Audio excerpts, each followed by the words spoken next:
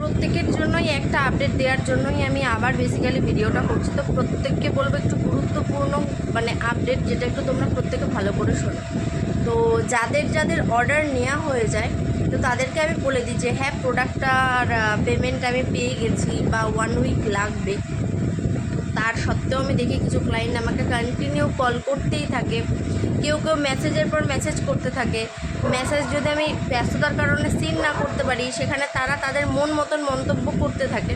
তবে তাদের ক্ষেত্রে বলি যে আমাদের এটা কিন্তু কোনো রকমের অনলাইন প্রোডাক্ট নয় যে আজকে আমরা অর্ডার করছি, আজকেই অর্ডার প্লেস হয়ে যাচ্ছে, কালকে শিফট হয়ে যাচ্ছে। কারণ এটা আমার বাড়ি থেকে প্রোডাক্টটা বেরোয় সম্পূর্ণ।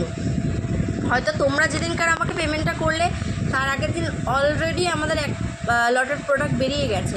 তো সেই ক্ষেত্রে কিন্তু পরের দিনই আমাদের আবার প্রোডাক্ট বেরোয় না, কিছুটা অর্ডার কমপ্লিট হওয়ার পরে আবার প্রোডাক্টগুলো ডিসপ্যাচ হয়। তো সেই ক্ষেত্রে একটু টাইম লেগে যায়। কিন্তু আমার কিছু ক্লায়েন্ট মনে করে নেয় যে আমি আজ রাত 11টায় পেমেন্ট করছি, মানে আজকেই আমার অর্ডারটা দেওয়া হয়ে গেছে। তারা সেদিন থেকেই কাউন্ট করতে শুরু করে। দেন আমি অর্ডার কনফার্মের মেসেজ না দেওয়ার আগে তারা কন্টিনিউ আমাকে কল করতে থাকে বা মেসেজ করতে থাকে, তাদের নিজের মন মতন মন্তব্য করতে থাকে। তবে তাদের ক্ষেত্রে বলছি, প্লিজ এরকম তোমরা কেউ করো না বা করবেন না। কারণ আমি এই আপডেটটা দিয়ে দিলাম, আর প্লে স্টোরে কি ডেলিভারি কোরিয়ার অ্যাপটা লগ ইন করে রাখবেন। অর্ডার কনফার্মের মেসেজ দেওয়ার পরে 2-3 দিনের মধ্যেই ওখানে শো করে। যেহেতু আমাদের এক লটে অনেকগুলো করে প্রোডাক্ট বেরোয়, ধরো 200-300 পিসও হতে পারে, তো তার কমও হতে পারে। তো সেই ক্ষেত্রে প্রত্যেককে তো ধরে ট্র্যাকিং আইডি দেওয়া সম্ভব না। তো এটাই হচ্ছে গিয়ে ব্যাপার। আর প্লিজ কেউ বারবার করে কল করবে না। যেরকম আমি আজকে এই কথাটা বলতে কেন বাধ্য হচ্ছি, আজকে আমি সকালবেলা থেকে ভীষণ ব্যস্ত। তো আমার বাড়িতে যেহেতু আমার বাবা অসুস্থ, আমি একটা আপডেট দিয়েছিলাম যে আমার বাবাকে এরকম কুকুরে কামড়েছে, যেই কারণে ভ্যাকসিন দিতে নিয়ে গেছিলাম। সকালবেলা থেকে আমি কন্টিনিউ কল করে যাচ্ছি। ইভেন কলগুলো রিসিভ না করার পরেও, কেটে দেওয়ার পরেও তারা কল করতে থাকে। তো এমন এমন সিচুয়েশনে ফোনটা ধরতে পারি না। ফোনটা না ধরলে তারপর হোয়াটসঅ্যাপে তাদের বিভিন্ন রকমের মন্তব্য, যেগুলো শুনতে হয়, যেগুলো শুনলে ভীষণভাবে খারাপ লাগে এবং কী বলবো, নিজের মাইন্ড মেন্টালিটি ওরমভাবে সেট করে রাখাও যায় না। তো আমি প্রত্যেকের ক্ষেত্রে বলবো, কেউ এরকম করো না। কারণ আমার যেদিন অর্ডার কনফার্মের হয়, আমি সেদিনকার প্রত্যেককে অর্ডার কনফার্ম বলে মেসেজ, সাথে কিছু ভয়েস, আমি প্রত্যেকটা জিনিস দিয়ে দিই। আর আমি আমার দায়িত্ব কর্তব্যগুলো নিজের রেসপন্সিবিলিটির সাথেই কিন্তু পালন করি। এবার কী হচ্ছে, কিছু কিছু জায়গায় তো মানুষ অর্ডার করলে কলেরও অপশান থাকে না, কলেও কথা বলতে পারে না। আমার সাথে তো কলে ডিসকাস করতে পারে। ইভেন কিছু কিছু জন তো আছে সকাল 6টা থেকে ফোন করা শুরু করে, কন্টিনিউ কল করতে থাকে। আমি প্রত্যেককে বলছি, আমার কল করার টাইম হচ্ছে সকাল 11টা থেকে। এবার থেকে, এর আগে ছিল 10টা থেকে, কিন্তু এখন আমি করছি কারণ আমার যেহেতু অনেক কাজবাজের প্রেশার পড়ে যাচ্ছে, আমি 10টা থেকে রিসিভ করতে পারছি না। সকাল 11টা থেকে রাত 9টার মধ্যে কলে কথা বলে নেবে। তারপরে বা আগে করলে কারোর কল ধরা হবে না, আমি এটা বললাম।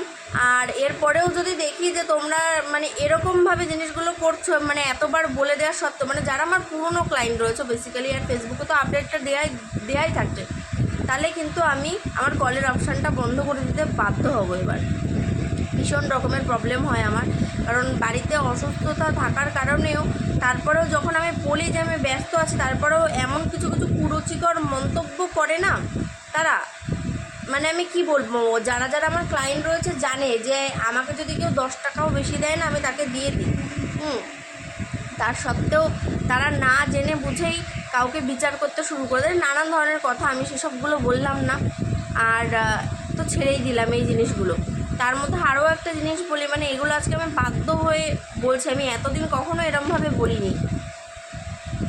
আমি সবসময় আমি আমার কল রিসিভ করি না, কোনো সময় কিন্তু আমার অ্যাসিস্ট্যান্টরাও কল রিসিভ করে।